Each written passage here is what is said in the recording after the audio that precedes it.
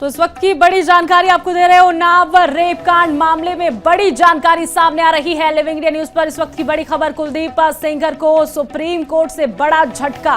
Rape मामले में बड़ी जानकारी आपको दे रहे हैं। दिल्ली हाईकोर्ट के फैसले पर रोक लगा दी गई है। बड़ी जानकारी, 4 हफ्तों में सुप्रीम कोर्ट ने रिपोर्ट मांगी है। 4 सप्ताह का टाइम मांगा गया। 4 हफ्ते बाद अगली सुनवाई होनी है। तो लिविंग इंडिया न्यूज पर इस वक्त की बड़ी जानकारी आपको दे रहे हैं। उन्नाव रेप कांड मामले में बड़ा खुलासा सामने आया है। उन्नाव रेप कांड में कुलदीप सेंगर को सुप्रीम कोर्ट से बड़ा झटका लगा है। अब आपको बता दें कि दिल्ली हाईकोर्ट के फैसले पर रोक लगा दी गई है। बड़ी जानकारी सामने आ रही है। 4 सप्ताह यानी कि 4 हफ्ते में सुप्रीम कोर्ट ने रिपोर्ट मांगी है। 4 हफ्ते बाद अगली सुनवाई इस पूरे मामले पर होगी। रेप कांड में बड़ी जानकारी सामने आ रही है। उन्नाव रेप कांड का मामला है जिसमें सुप्रीम कोर्ट की सुनवाई आगे होनी है।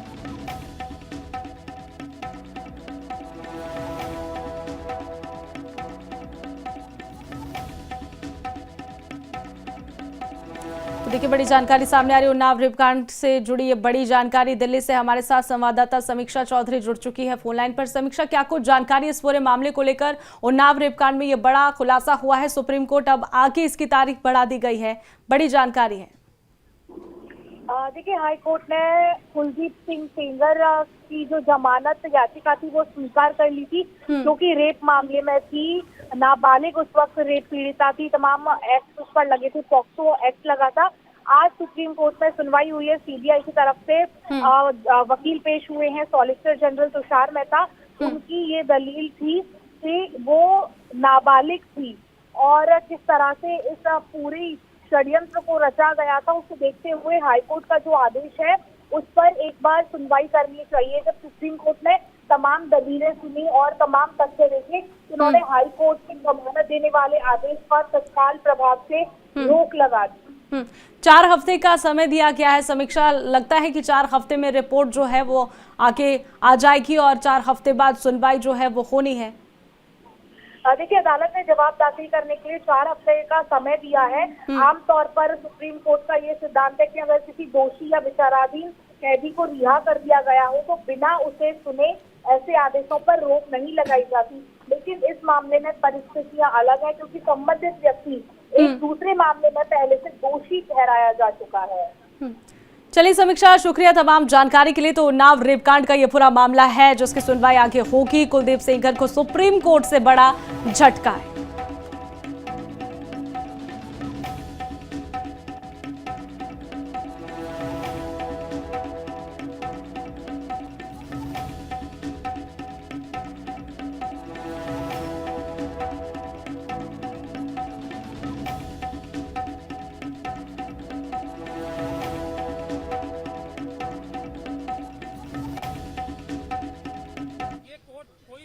हाईकोर्ट ये फैसला तभी दे सकती है जबकि वो डिटेल में फैसला दे कि इसमें मिनिमम पनिशमेंट से ज्यादा दी नहीं जा सकती। हम ये भी नहीं बता पाए, मैं भी आपको 3-4 पॉइंट ही बता रहा हूँ। हम ये भी बताना चाहते थे कोर्ट को कि जो थ्रेट परसेप्शन की बात की है वो बिल्कुल परवर्स है। इस बच्ची के तो पिता को मारा गया, इस बच्ची के साथ गैंग रेप किया गया, इस बच्ची के वकील को मारा गया, इस बच्ची के मौसी चाची को मारा गया। उसके बाद भी जब अपील चल रही थी उस दौरान भी जब सिक्योरिटी विड्रॉ करा ली सेंट्रल गवर्नमेंट और स्टेट गवर्नमेंट के बड़े बड़े वकीलों ने यहाँ पेश होके तब भी 2-2 एफआईआर कराई। तो हम ये भी बताना चाहते थे कि ट्रायल जो हाईकोर्ट थी, ऑनरेबल बेंच ऑफ हाईकोर्ट जो थी, उसने ये भी कंसीडर नहीं किया कि जैसे ही सिक्योरिटी विड्रॉ हुई हमले शुरू हो गए। तो हम ये भी बताना चाहते थे कि थ्रेट परसेप्शन ऐसी नहीं होती कि अंदाजा लगा के ये कह दिया जाए कि फ्यूचर में अटैक नहीं होगा, इसके ऊपर कोई हमला नहीं होगा, क्योंकि सीआरपीएफ है इसलिए इसको कोई खतरा नहीं है। माँ को तो खतरा है। फैसले को कैसे देखते हैं? मैंने आपको बताया ना, ये मरते हुए नहीं, जो इसको जीत कहेगा वो जो जीत कहेगा इसको वो धोखा देगा देश की जनता को भी और पूरी न्यायिक व्यवस्था। सबसे बड़ा धोखा होगा अगर इससे जीत नहीं। ये जीत नहीं है। जीत क्या है? इस बच्ची की क्या जीत होगी? इस बच्ची को दर की ठोकरें खानी पड़ रही है। इतने छोटे छोटे 2 बच्चे हैं उसको कल मार दिया जाएगा, परसों कोई सिक्योरिटी नहीं। इस बच्ची का क्या जीत होगी? इसके पिताजी की हत्या कर दी, इसकी माताजी को विधवा कर दिया। इस बच्ची की जीत कहाँ होगी? अब इसके वकील को मार दिया गया, इसकी मौसी चाची को मार दिया गया और ये सड़कों पे दर दर भटक रही है, इसकी जीत होगी क्या? सीबीआई ने हमें पार्टी नहीं बनाया। सुरक्षा और बढ़ा देनी चाहिए। सुरक्षा छोड़िए, पहले जो जितने लोगों को, क्रिमिनल्स को जो बुलेट प्रूफ गाड़ियां दे रखी हैं, बड़े बड़े घर दे रखे हैं, आप लोग इस पे स्टोरी करो ना। या ये बच्चियां,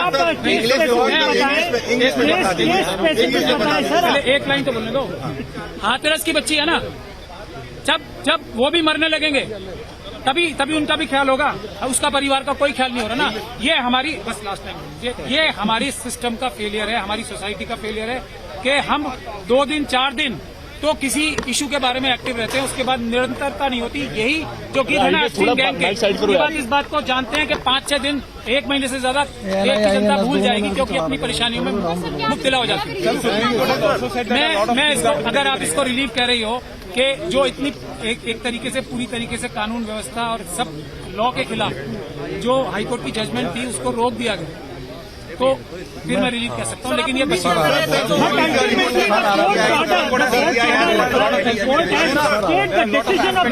मैं एक चीज जो इन्होंने पूछा, आपने एक मिनट मैं इनकी बात का जवाब दे दूं। सवाल पूछा, हम उम्मीद ये कर रहे थे कि एक सुओ मोटो जो सुप्रीम कोर्ट ने संज्ञान ले रखा था सभी बच्चियों के बारे में, जो छोटी बच्चियां हैं उनके रेप और मर्डर्स के बारे में, उसको रिवाइव हम कम से कम करा देते, लेकिन हमारी सुनवाई नहीं। हम कम से कम वो तो चाहते थे ना कि जो एक बड़ा केस चल रहा है पूरे देश की बच्चियों के लिए, कम से कम वो रिवाइव हो जाता, क्योंकि वो एक पुरानी बेंच ने भी रिसेंटली बंद ही कर दिया। मतलब देश की सारी बच्चियां खतरे में थी, ये सुप्रीम कोर्ट ने माना। अब वो रिवाइव करने के लिए हमें दोबारा एप्लीकेशन लगानी पड़ेगी। ये इन बच्चियों की, इनके परिवारों की सबसे बड़ी प्रॉब्लम होती है। Supreme Court has said that several more aspects to be deliberated, and you have also been granted an opportunity to file an application. No, for that I am eternally grateful. I'm not saying that, but please understand the victim's plight. She asks me question. So what do I do? How do I tell her that I have not been? CBI has ensured that I don't get an opportunity to argue. So ये है. But sir, the argument Only on grounds which are not the strongest grounds. Only on grounds which are not strongest ground, and we had far more stronger grounds which we could have argued, and that could have also become part of this order also, staying this. But that opportunity CBI ensured that firstly we were not made a party, so that I will have a greater challenge to even address the court, and they were quite successful in this. That's all I can say about that. Further, if you say that this is a big victory, I think if we call this a big victory, we will be doing biggest disservice to the victim's family and all the girl children of the country. Because victory would have been, if slight victory that too, if the suo moto proceeding, which was already going on here and which was closed midway by the Honorable Apex Court, could have been revived. I tried to raise that issue, but that issue was also not. Now I will have to move a separate petition. So this is not a victory. This is a small respite. There cannot be a victory for this girl. Please, this country and all of us have to understand this. It is my failure also. I am accepting again and again and again. I am not able to get her at least the revenge kind of thing. What about victory? She has lost her father. She's lost her lawyer. She's lost her 2 aunts. She was almost killed. She doesn't have a job. Her husband is being threatened and beaten up, and the attempts are being made on their lives. Is this victory for her? Please, we have to be grounded and understand what is victory and what is just a respite, small respite. CBI is acting on political pressure. I will do all that, but please understand their legal power, their side is infinitely more stronger than us. We are just a small office. They have best of the best lawyers.